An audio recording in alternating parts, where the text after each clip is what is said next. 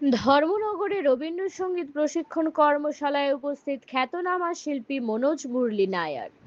আজ 6 সেপ্টেম্বর শনিবার ধর্মনগরের সাংস্কৃতিক পরিমণ্ডলে যোগ হলো এক বিশেষ অধ্যায়। ভারতের খ্যাতনামা রবীন্দ্রসঙ্গীত শিল্পী মনোজ মুরলী নায়ার আগরতলা থেকে রেল যোগে ধর্মনগরে পৌঁছান। ধর্মনগর রেল স্টেশন থেকে স্থানীয় শিল্পীরা তাকে উষ্ণ অভ্যর্থনা জানান। এরপর তিনি যোগ দেন বিবেকানন্দ সার্ধশতবার্ষিকী ভবনে আয়োজিত এক বিশেষ রবীন্দ্রসঙ্গীত প্রশিক্ষণ কর্মশালায়। কর্মশালার সূচনায় শিল্পীকে বরণ করা হয় রবীন্দ্রসঙ্গীত ও নৃত্যের মাধ্যমে। তারপর উত্তরীয় পরিয়ে বরণ করা হয়। এরপর প্রদীপ প্রজ্বলন করে কর্মশালার সূচনা করা হয়। পরবর্তীতে বিশাল সংখ্যক অংশগ্রহণকারী শিল্পীদের তিনি রবীন্দ্রসঙ্গীতের বিভিন্ন দিক নিয়ে প্রশিক্ষণ দেন। সুর, তাল, ভাব ও উপস্থাপনার শুষ্ক দিকগুলি তিনি শিল্পীদের সামনে তুলে ধরেন। কর্মশালায় অংশগ্রহণকারী শিল্পীরা জানান, এমন একজন খ্যাতনামা রবীন্দ্রসঙ্গীত শিল্পীর কাছ থেকে সরাসরি প্রশিক্ষণ নেওয়া তাদের জন্য বিশেষ সৌভাগ্যের। অনেকেই বলেন এই প্রশিক্ষণ তাদের শিল্পচর্চার নতুন দিশা দেখাবে। ধর্মনগরে এই কর্মশালাকে ঘিরে ব্যাপক সাড়া পড়েছে। অংশগ্রহণকারীদের উচ্ছ্বাস প্রমাণ করে শহরে রবীন্দ্রসঙ্গীতের জনপ্রিয়তা এবং সাংস্কৃতিক চর্চার প্রতি আগ্রহ।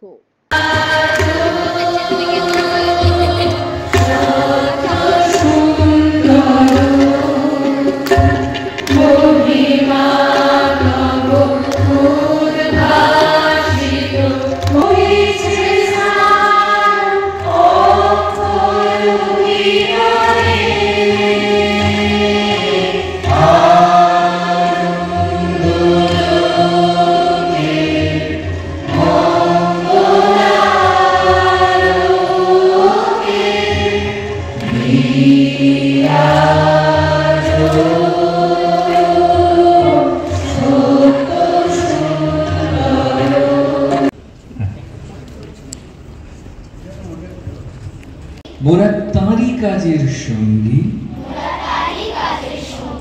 যার নানা রঙের রঙ্গ, মোরা তাঁরই রসের রঙ্গী, মোরা তাঁরই রসের রঙ্গী, যিনি সকল কাজের কাজী, তাঁরই রসের রঙ্গী, যিনি সকল কাজের কাজী, মোরা তাঁরই কাজের সঙ্গী, যার নানা রঙের রঙ্গ, মোরা তাঁরই রসের রঙ্গী, তাঁরই কাজের সঙ্গী, যার নানা রঙের রঙ্গ, মোরা তাঁরই রসের রঙ্গী, যিনি সকল কাজের কাজী। বাংলা পড়তে পারো? বাংলা অক্ষরগুলো ছিল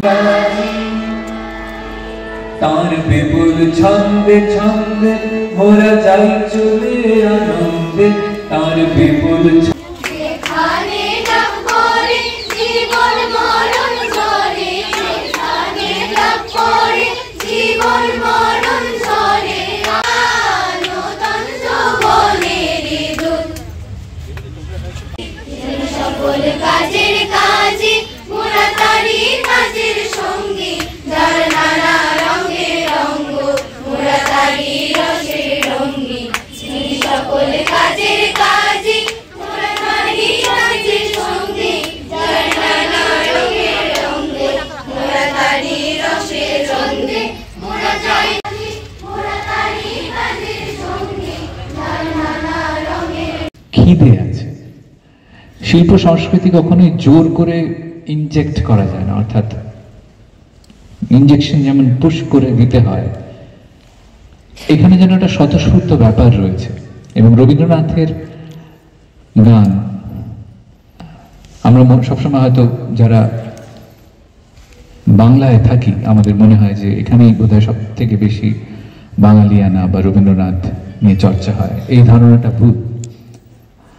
আগরতলায় বারবার যতবারই এসেছি গানের সূত্র ধরেই আমি অনুষ্ঠান করতেই মূলত এসেছি। বিগত কয়েক বছর কর্মশালা করতে এসেছি, কিন্তু তার আগে যতবারই গান গাইতে এসেছি এখানকার যারা আদিবাসী, যারা এখানকার বাসিন্দা, যারা সেই অর্থে যারা এখানেই থাকেন, তাদের একটা অদ্ভুত উন্মাদনা দেখেছি। এটার কারণ কি এই যে তারা কম শুনতে পান বা কম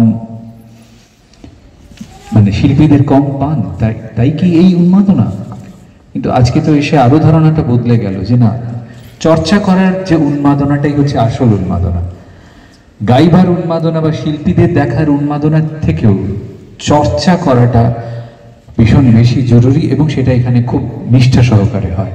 এবং ধর্মনগরে আমার এই প্রথম এইভাবে একটা মঞ্চে ঢুকে রবীন্দ্রনাথের নাচের সাথে এইভাবে আহ্বান জানানো, এটা আমার চিরকাল মনে থাকবে। আমি আন্তরিকভাবে কৃতজ্ঞ।